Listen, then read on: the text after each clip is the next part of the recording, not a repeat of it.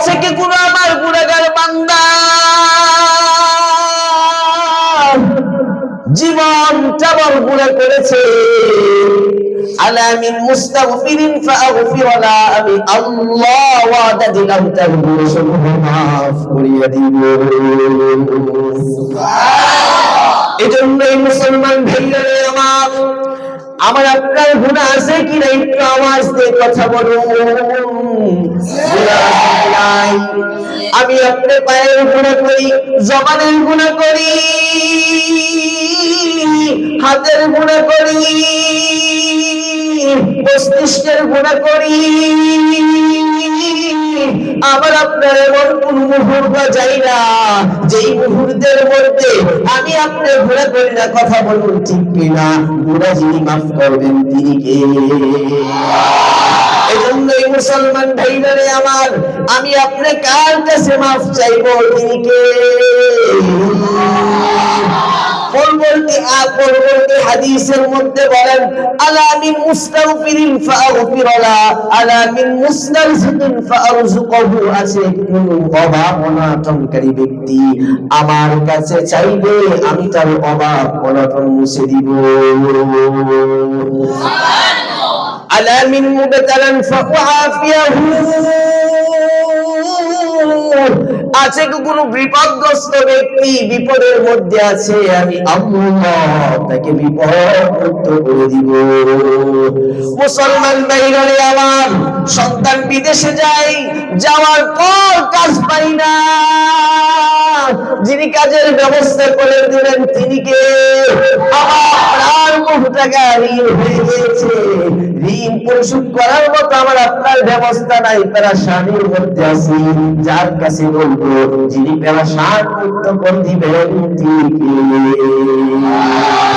মুসলমান ভাইরা আমার, আলা কাযা আলা কাযা, আমার আপনার রব এভাবে শুরু থেকে শেষ পর্যন্ত তাসবিহ সাদিক পর্যন্ত আমাকে আপনি কি ডাকতে থাকেন, ও বান্দা তুমি আসো, তোমার কি প্রয়োজন আমার কাছে বলো,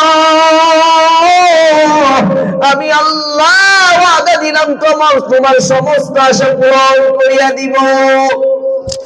মুসলমান ভাইরা আমার, আমি আপনি এই হাদিসের মাধ্যমে জানতে পারলাম যে শবে বরাত হলো আল্লাহর কাছ থেকে চাওয়া পাওয়ার রাত।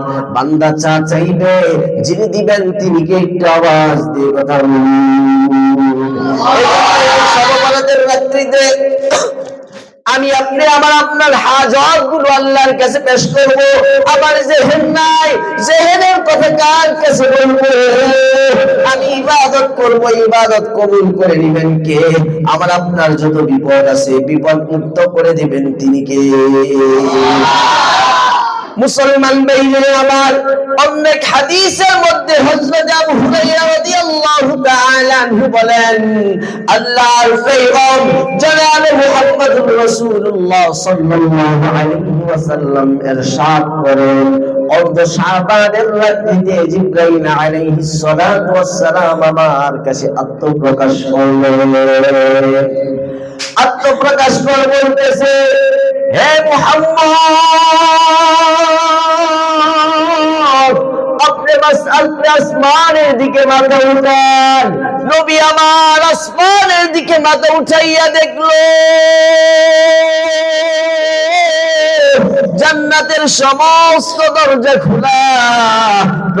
প্রথম জান্নাতের দরজায় দাঁড়িয়ে দাঁড়িয়ে একজন ফেরেশতা ঘোষণা দিচ্ছে, সুসংবাদ ওই ব্যক্তির জন্য যেই ব্যক্তিটা এই রাত্রিতে অবস্থায় দাঁড়িয়ে অবস্থায় আছে। দ্বিতীয় দরজায় একজন ফেরেশতা ঘোষণা দিচ্ছে, সুসংবাদ ওই ব্যক্তির জন্য যেই ব্যক্তিটা এই রাত্রিতে সিজদা অবস্থায় আছে। তৃতীয় দরজায় একজন ফেরেশতা ঘোষণা দিচ্ছে, সুসংবাদ ওই ব্যক্তির জন্য যেই ব্যক্তি এই রাত্রিতে দোয়া অবস্থায় আছে। মুসলমান ভাইরা আমার, জান্নাতের চতুর্থ দরজায় একজন ফেরেশতা ঘোষণা দিচ্ছে, সুসংবাদ ওই ব্যক্তির জন্য যেই ব্যক্তিটা এই রাত্রিতে জিকির অবস্থায় আছে, এজন্যই কবি বলেন জিকির হক মুদু যায় রুহেরা বার আমাউদ দিল মজরুল হিরা লা ইলাহা ইল্লাল্লাহ লা ইলাহা ইল্লাল্লাহ।